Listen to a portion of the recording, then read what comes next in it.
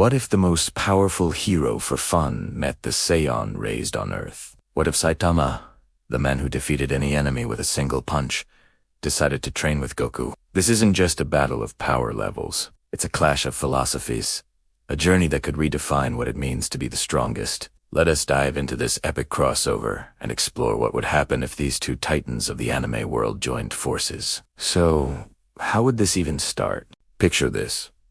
Whis, ever the curious connoisseur of powerful mortals, senses a peculiar energy signature on a distant planet. A power so immense, yet so dormant. Intrigued, he brings Beerus and Goku to investigate. They arrive in City Z, and after some classic Goku-style bumbling and maybe a misunderstanding over a sale at the supermarket, they find Saitama in his apartment, bored as ever. Goku, sensing his incredible latent power, would be buzzing with excitement. "Hey, you're super strong. Wanna spar with me?" he'd ask with that trademark grin. Saitama, initially uninterested, might just agree out of sheer boredom, hoping to finally find a decent fight. Their first spar would be legendary. Goku would likely start in his base form, testing the waters. He'd throw a flurry of punches and kicks, moving faster than sound. Saitama would just stand there, maybe dodging lazily, a bored expression on his face. Goku would power up to Super Saiyan, then Super Saiyan 2, then 3. The ground would shake, the sky would darken, but Saitama's expression wouldn't change. He'd effortlessly block or dodge everything. Finally, Goku, astonished and thrilled, would go Super Saiyan Blue. He'd launch a Kamehameha so powerful it could shatter planets. And Saitama, he'd meet it with a normal punch. The beams would collide in a cataclysmic explosion. But Saitama would emerge without a scratch. Goku would be left panting, grinning from ear to ear. "Wow, you're incredible. I haven't had a fight like this in ages." Saitama, for the first time in a long time, might feel the flicker of something. A hint of a challenge. "You're not bad either," he'd say, a tiny, almost unnoticeable smile on his face. This is where the real story begins. Goku, recognizing Saitama's untapped potential and his own need for a new level of challenge, would invite him to train on Beerus's planet. Once on Beerus's planet, the training would be unlike anything Saitama has ever experienced. His famous 100 push-ups, 100 sit-ups, 100 squats, and a 10-kilometer run regimen is child's play here. Whis would introduce them to the fundamentals of God Ki. For Goku, it's about refining his control. For Saitama, it's a whole new world. Whis would explain that Saitama's power isn't about ki in the traditional sense. It's the result of breaking his mortal limiter, granting him infinite potential. The challenge isn't to make Saitama stronger, but to teach him control and technique. Imagine Whis trying to teach Saitama how to finally manipulate his energy. Saitama, used to just punching things, would probably obliterate training dummies, mountains, and maybe a small moon or two by accident. "Oops," would be his only response. Vegeta, of course, would be furious and utterly bewildered by this bald, unimpressive-looking man who casually outclasses him without even trying. The rivalry wouldn't be with Goku, but with Saitama's baffling existence. Goku would teach Saitama martial arts, not just punching, but stances, footwork, strategy, and reading an opponent's moves.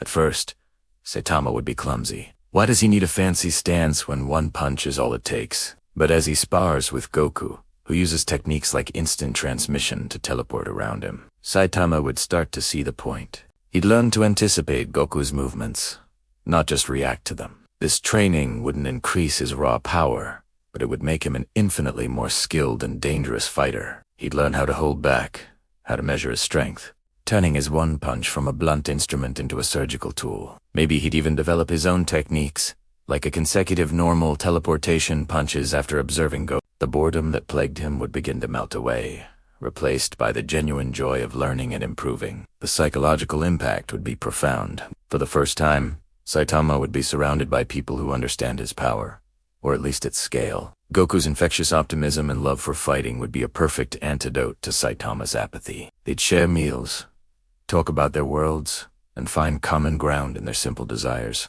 Goku wants a good fight. Saitama wants a fight that isn't over in an instant. They are two sides of the same coin. Saitama would see in Goku a spirit that never gives up, that always strives to be better, not for glory, but for the love of the challenge.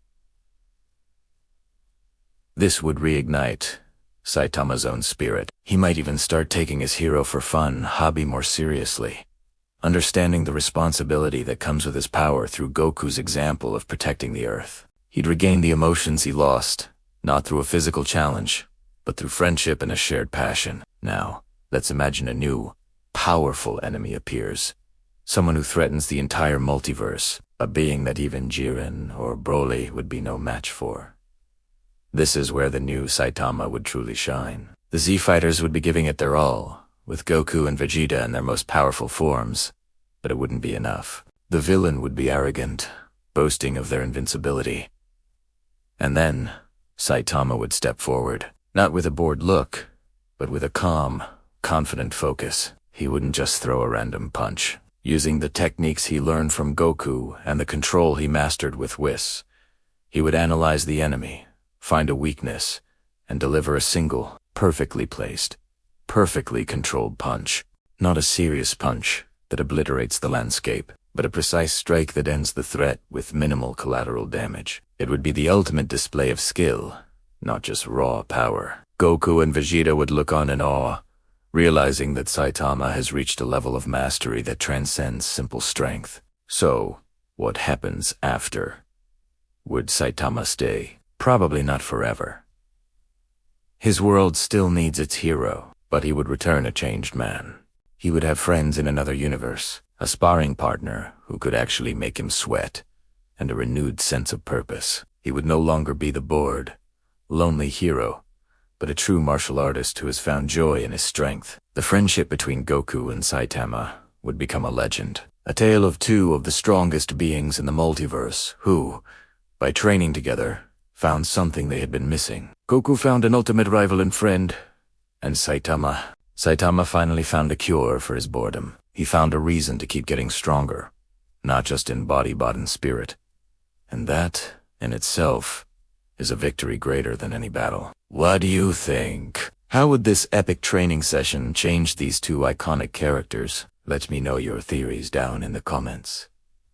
It's been a blast exploring this ultimate what if with you all. If you enjoyed this journey across universes, be sure to punch that like button, subscribe for more epic scenarios, and hit the notification bell so you don't miss our next adventure. Thanks for watching, and we'll see you in the next video.